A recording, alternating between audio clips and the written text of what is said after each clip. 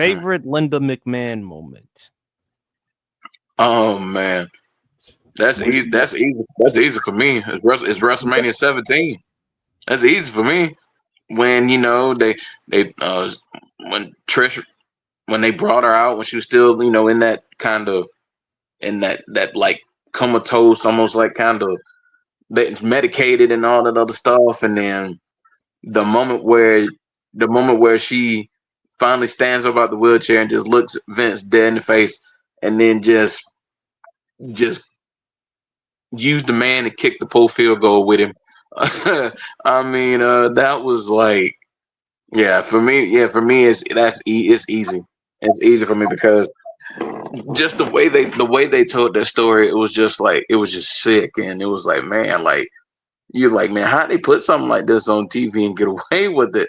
But just the way they told that story, the ending, Vince getting his comeuppance, and just the story, like fun, like getting like Trish turning babyface that night and running and getting Steph, um, and then the whole thing with Linda, kicking Vince and Shane hitting the first time you see Shane hitting the coast to coast drop kick with the trash can in Vince McMahon's face and getting the 1, 2, 3. Um, yeah, for me that was as crazy and as sick to me as a storyline as that was. The payoff was just so good at WrestleMania 17. So for me, it's WrestleMania 17 when it comes to Linda McMahon, and it's not even close for me. I'll go.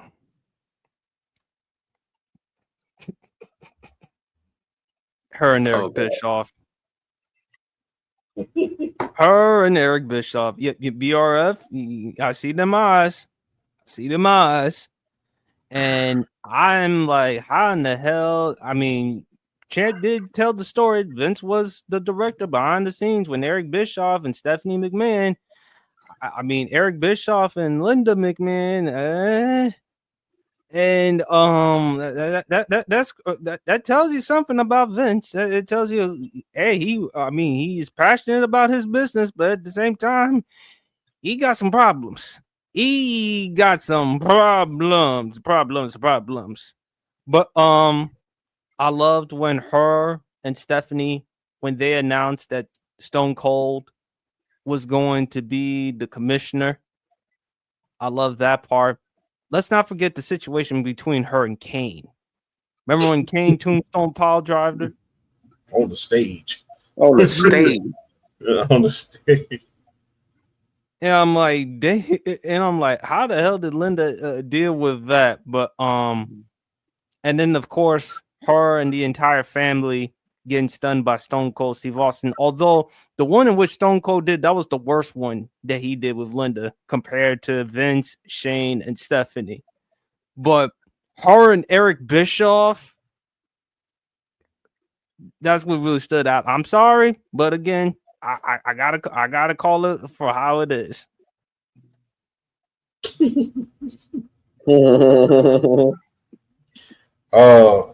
Linda McMahon.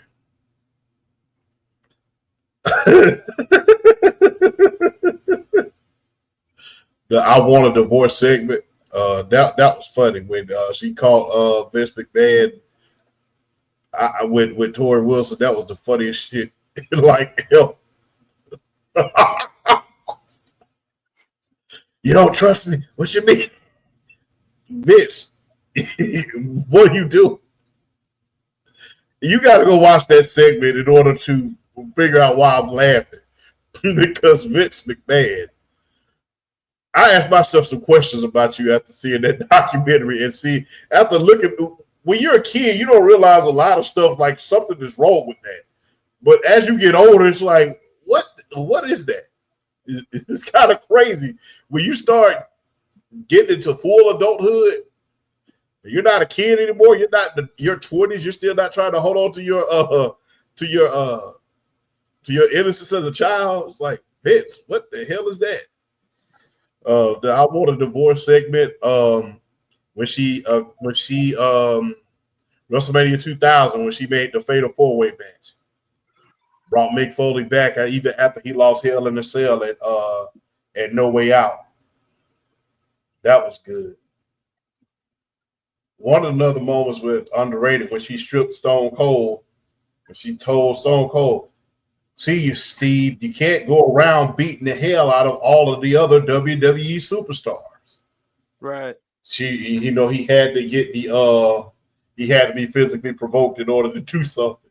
But Stone Cold being who he is, he's gonna get his way. But DTA. Man, that was great, man. Linda McMahon. Oh, not to mention when the very next week after she got stunned, everybody thought that she was going to come to the rescue of JR, but she didn't. She gave him the low blow. He told us he was fired. So I mean, and that hey man, that whole Tombstone situation with Kane, that was crazy. That was crazy on stage. So that was wild. But Linda McMahon, I salute your wrestling career. We'll leave it at that. I think the craziest thing with the McMahon family was another thing. Before Mr. McMahon had his match with Shawn Michaels, his prayer. Remember how he, Steph, Shane, and Linda were in the room praying? He said, "God, the Lord." Yeah. But again, Chad, the more you actually watch the Mr. McMahon documentary, the more you realize what the hell was going on behind the scenes. The more you realize, the more you watch certain stuff, the more you realize you're not acting at a certain point. Imitation is art, or vice versa. Well, no, the thing is, there's a difference between imitation, meeting art. Because, like, we make fun of certain stuff about myself and how I'm not shy about making fun of myself. I'm not shy about doing that in real life. That's not an act. I do that every day. It's not an act. The way I joke around on the show, that's not an act. No, it's just who you are. That's who I am. So if you, and a lot of other stuff, which we won't discuss, you know what I'm talking about. Yeah. So yeah, it's not an act. The reels, it's not an act. So you got to ask yourself, is this really an act, or this really a show, or you got something twisted in your brain where you got it in your brain, I could go a little bit far overboard, just not too much, because this is a television show, and be lucky this is not uncensored television. Because when you really look at the landscape of how things changed when Vince left, the thing is, women's wrestling changed for the better when Vince left. If you really want me to be honest. No, it's true, because again, he didn't prioritize women's wrestling as much back then, and plus, we knew that once we saw WCW. Remember the Medusa incident? Remember when she threw away the WWF Women's World Title in the trash, claiming that's how she thought about the belt? They didn't prioritize it enough, and I think another reason, because with women at the time, Vince wanted to attract them, make it marketable. I mean, Jerry the King Lawler, back in them days, the way he was saying the language, I mean, it is nothing. I mean, he makes Booker T look like a choir boy. That's the thing. People get on to Booker T about saying ah. That Booker T is classy with his stuff, and plus, he, his wife came out and say she's okay with how he talks, but the way that Jerry the King Lawler, that's but there's a lot of stuff that happened when we was kids and when we was young adults, that if that happened these days, they will be hanging picket signs outside of the WWE headquarters. Absolutely, yeah.